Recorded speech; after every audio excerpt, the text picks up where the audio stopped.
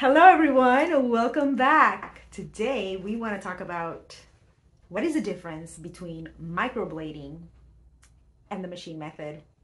There's a little confusion out there. You know, both are considered permanent makeup, even though they fade with time.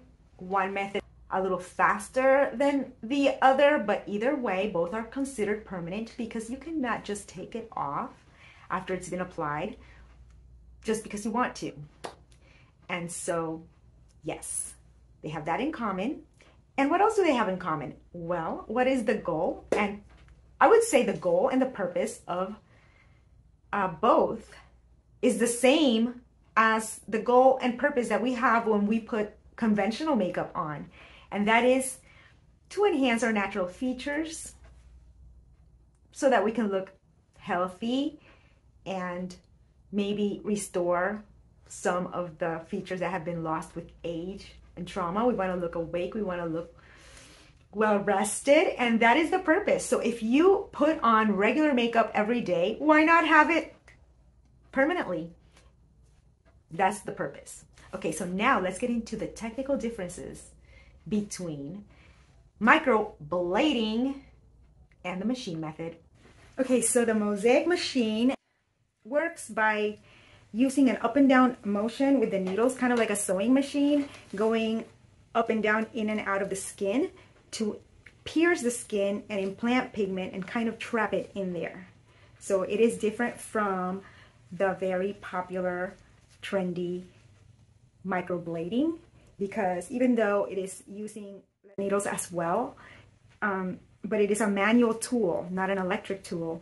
And so the technician that does microblading is going to be moving that tool side to side, kind of like scraping, slicing, ripping the skin to deposit pigment. And that technique is considered semi-permanent because of the way that it is. It's a little bit more superficial, and being that it slices the entire skin in that way, the pigment is not retained the same way that it is with the machine, because the machine can actually go a little tiny bit deeper into the dermis to deposit that pigment. Your eyebrows look fabulous. You're not wearing any makeup? I am wearing makeup. Okay. We will take it off later so we can see what it looks like underneath and what we have to do. So have you ever had permanent eyebrows done? I've had microblading done. Okay. And how long ago did you have it done? Around 6 or 7 months ago. Okay. And was that your first time? No. I'd had it done a couple times before that. Okay. And why are you here today? Because it keeps fading and I want something more permanent, and I feel privileged to be here with you because you're such a great artist. I've seen your work, and it's knowing that it's more permanent that I would love to have that. Awesome, thank you. Okay, well, let's get started. Okay, after she signs that paperwork, we will get Ruth as comfy as possible up in the table and remove her eyebrow makeup. Okay, so now we're going to take a close look, and I want you to tell me your goals, how you feel about the shape, first of all. Yeah, I do like the higher arch. Whatever you think it's supposed to be. So I'll probably do that in little hair strokes. I do Okay. a little bit, but not too far in. Yeah. Go far in, it makes them look like they're frowning. Yes. I'm like, why do they do that to people? That just would make you look angry or just kind of weird. Yeah. All right, let's do it. Okay. Don't worry, Ruth. We're going to make you as comfy as possible with a layer of topical anesthesia, which we will let process as we prepare for your procedure. This ring is great. Makes it so convenient to have access to the pigment, as we have to continuously dip the wooden stick to pick up pigment and make tiny dots along the eyebrow boundaries for the design, which we will use as guidelines to create hair strokes. Layers and layers and layers of hair strokes is how we are able to achieve a fluffy, four-dimensional eyebrow design. And yes, it will take quite a few passes before we can develop to that point. You're going to see now the difference as we go along. It will just continue getting more dimension. I love how you can see those layers of hair strokes make it for a embroidered type of look. And with the dots, we can tweak the shape, make it a little bit of a higher arch, taper the tail, add some hair strokes to the inner corner and make it fuller. But anyways, let's change the subject. I want to tell you a little bit about my friend Ruth.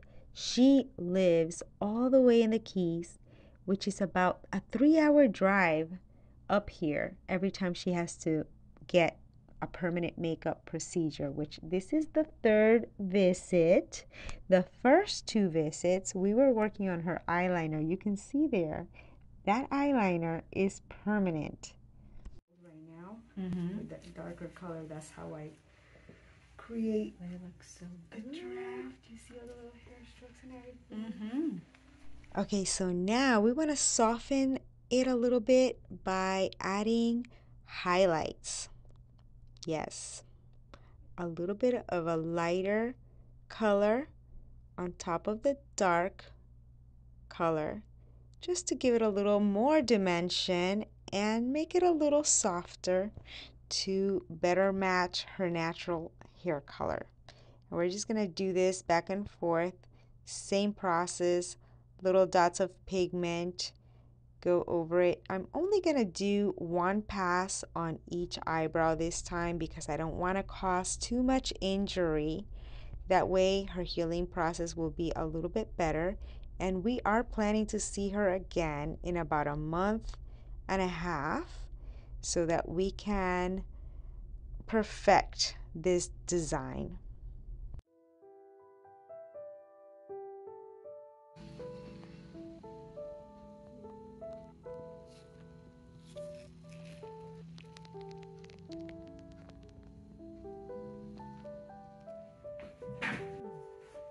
Wow, they frame your eyes really nice. Your eyelashes and your both eyeliner, so it goes together. That looks great.